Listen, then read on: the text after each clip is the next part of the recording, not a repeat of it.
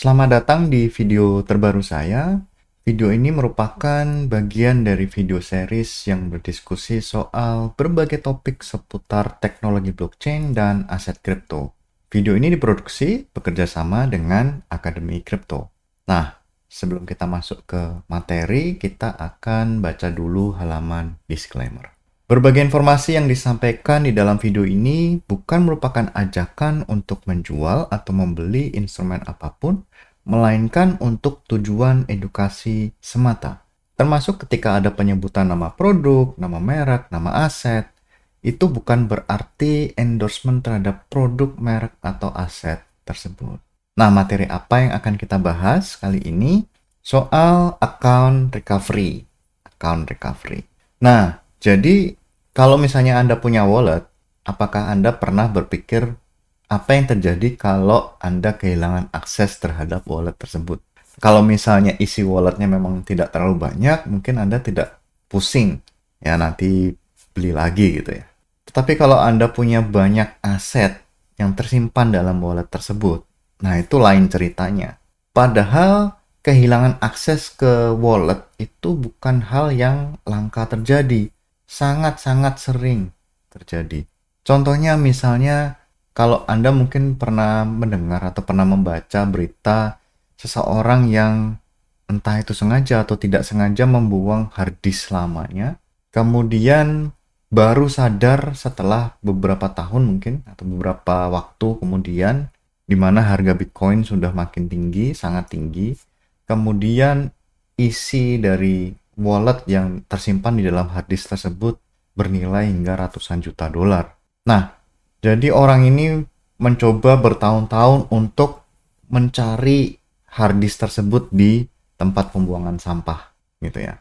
Karena apa? Karena memang tanpa adanya akses kepada wallet tersebut, hampir mustahil si orang tersebut, atau mungkin mustahil ya, orang tersebut bisa mengakses atau mengambil kembali aset yang terkait di wallet tersebut atau merecovery wallet tersebut. Jadi wallet tersebut sebenarnya tidak ada asetnya, tidak ada Bitcoin yang tersimpan di dalam wallet tersebut. Tidak seperti wallet yang kita punya isinya dompet yang isinya uang, itu tidak seperti itu. Nah, wallet yang dimaksud di sini adalah wallet yang isinya private key, yaitu wallet yang merupakan software atau perangkat lunak untuk mengelola private key. Jadi kalau walletnya tidak bisa diakses, otomatis private key-nya juga tidak bisa diakses. Kalau misalnya private key-nya hilang atau tidak bisa diakses, artinya dana itu memang tidak bisa dipindahkan. Tidak bisa membuat digital signature, tidak bisa membuat transaksi. Kemudian asetnya juga tetap ada di dalam si address atau si wallet tersebut.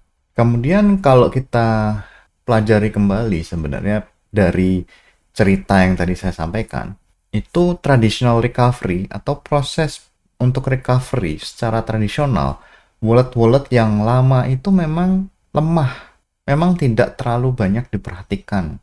Apalagi mungkin si orang tadi itu menggunakan wallet sekaligus Bitcoin D atau Bitcoin Diamond atau sekaligus Node, kan bisa.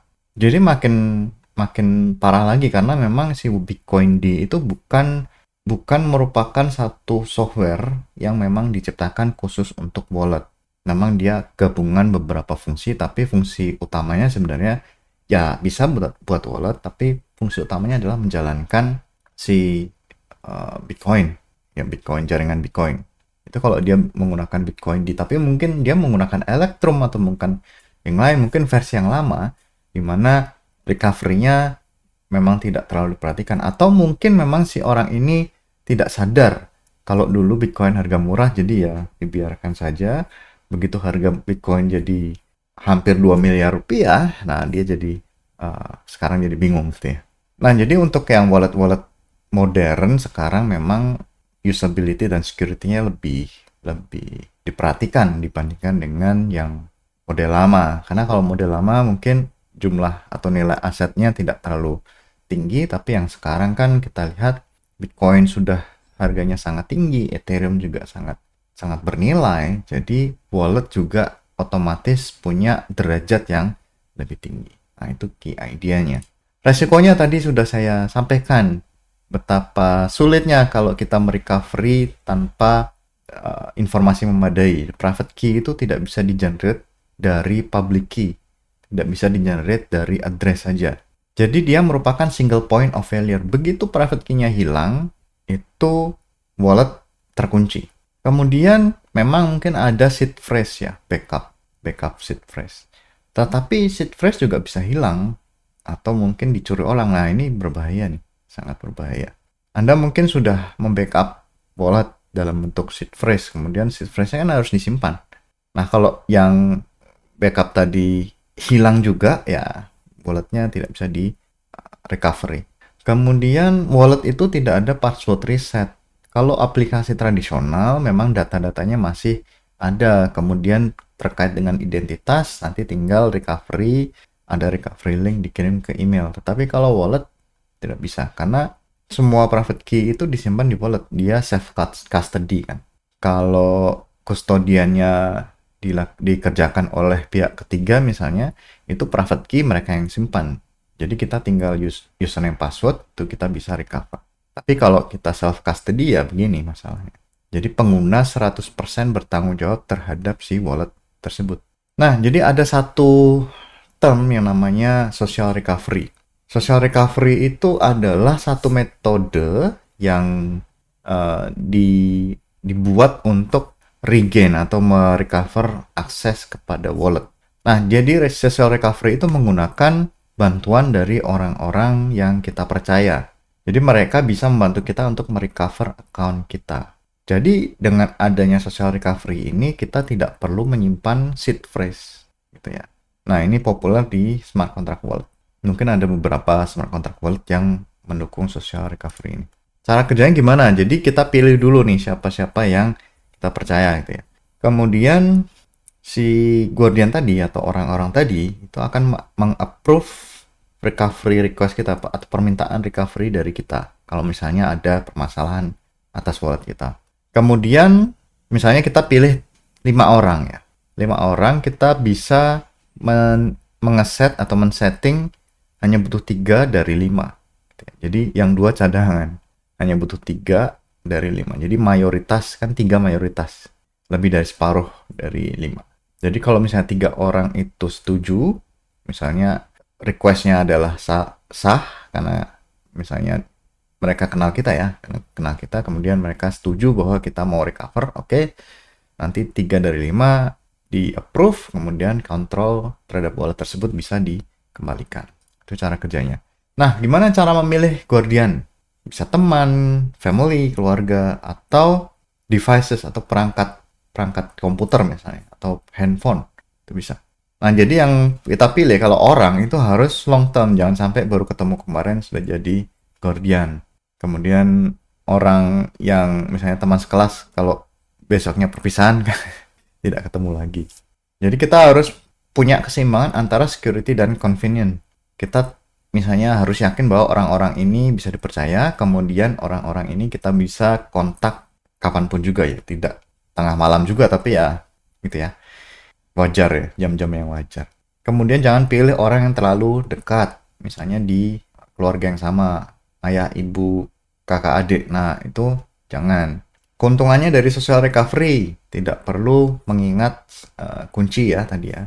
Kemudian recovery bisa terjadi bahkan kalau device walletnya itu hilang.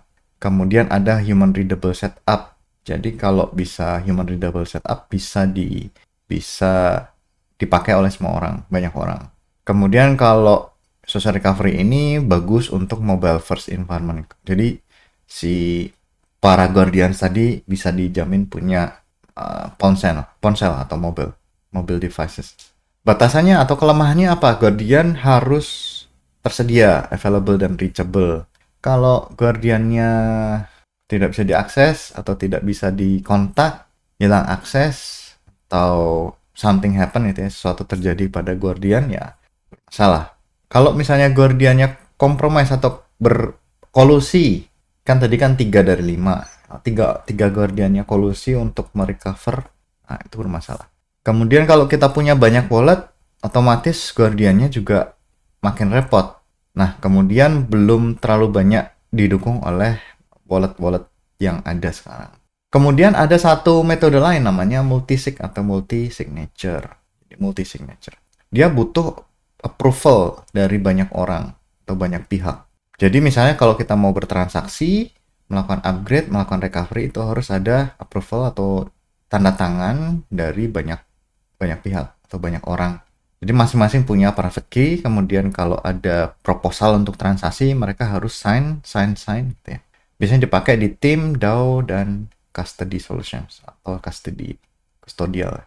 Cara kerjanya gimana? Jadi yang pertama ada wallet setup untuk multiple signer. Biasanya ini untuk smart wallet ya. Biasanya 2 of 3. Jadi masing-masing signer punya kunci sendiri. Jadi satu wallet kuncinya banyak. Jadi kalau satu wallet tadi di setting 2 of 3, jadi punya 3 key yang dipegang oleh 3 pihak yang berbeda. Jadi kalau mau membuat transaksi itu harus mendapat persetujuan setidaknya 2 orang atau 2 pihak. Kalau 2 pihak memberikan tanda tangan, approve, ya artinya transaksi bisa dieksekusi. Jadi tidak ada single point of control, jadi tidak ada orang yang dominan di sini. Harus ada persetujuan pihak lain. Use case-nya shared control over family. Jadi kalau misalnya punya wallet, family or team wallet. Jadi kalau misalnya ada tim developer atau tim finance punya wallet isinya banyak. Kalau misalnya mau berbelanja sesuatu atau mau berinvest terhadap satu project, dia tidak boleh melakukan transaksi sendirian. Dia harus punya teman atau approval dari pihak lain. Gitu ya. Itu shared control. Kemudian bisa dipakai sebagai cold wallet. Jadi kalau cold wallet pasti isinya banyak, kemudian dia bisa menggunakan multi-signature, jadi device-nya banyak, harus approve di banyak device. Kemudian DAO Treasury Management, ini yang kelas berat ya, Treasury, kemudian bisa dipakai di business account, with checks and balances. Biasanya kalau di perusahaan-perusahaan kan harus ada approval dari supervisor. Nah ini mirip seperti itu. Tapi kalau multisig biasanya peer, ya bisa peer, bisa supervisor. Ya artinya adalah butuh approval atau persetujuan dari pihak lain. Keuntungannya, jadi security modelnya lebih kuat ketimbang single signature. Kemudian access controlnya fleksibel. Jadi kalau misalnya 2 of 3, ada 3 pihak, kita hanya perlu 2. Jadi kalau tidak perlu ketiganya itu menandatangani. Kemudian resist theft or loss of 1 key. Jadi kalau misalnya ada satu yang hilang, jadi dari 3 hilang 1 masih bisa beraktivitas. Kemudian cocok untuk individual dan grup atau kelompok. Jadi bisa dipakai secara individual, misalnya kita punya banyak device, atau grup, itu bisa dipecah per orang. Nah ini perbandingan antara social recovery dan multi-signature. Kalau ease of use, itu social recovery mudah. Artinya orang-orang yang terkait termasuk guardian tadi itu lebih mudah mengoperasikan gitu ya. Tapi kalau multi-signature moderate karena dia harus tahu konsep multi-signature misalnya 2 of 3. Kemudian manajemen kunci atau key manajemennya lebih mudah di social recovery karena sebenarnya aslinya kan key-nya hanya 1. Jadi social recovery hanya kalau kuncinya hilang. Kemudian kalau multi-signature itu lebih ke distributed. Jadi key-nya distributed. Kemudian recovery use, si social recovery hanya untuk personal, tidak untuk grup. Tapi kalau multi-signature bisa personal atau grup. Kalau trust model, human trust di social recovery, jadi harus percaya pada guardian. Guardian juga harus percaya pada si pihak yang mau recover. Kalau multisig itu ada key-based trust. Jadi tidak harus melalui orang, tapi juga device ya, multi-signature. Summary atau kesimpulan, kita sudah berbicara soal recovery, itu penting untuk adopsi lebih luas lagi. Jadi kita tidak perlu was-was kalau misalnya private key-nya hilang. Kita harus tahu bagaimana caranya merecovery atau ada fitur recovery yang lebih bagus. Kita juga sudah diskusi soal social recovery, bagaimana kita meminta bantuan dari guardian atau orang-orang untuk membantu kita dalam hal recovery. Kemudian opsi lain adalah multi-signature, itu multiple keys, itu harus setuju terhadap satu operasi atau transaksi. Nah, jadi dari 2 opsi tadi kita bisa melihat, kita bisa memilih salah satu, atau mungkin di masa depan ada inovasi baru yang lebih aman tetapi tidak menambah kompleksitas atau kesulitan pengoperasional.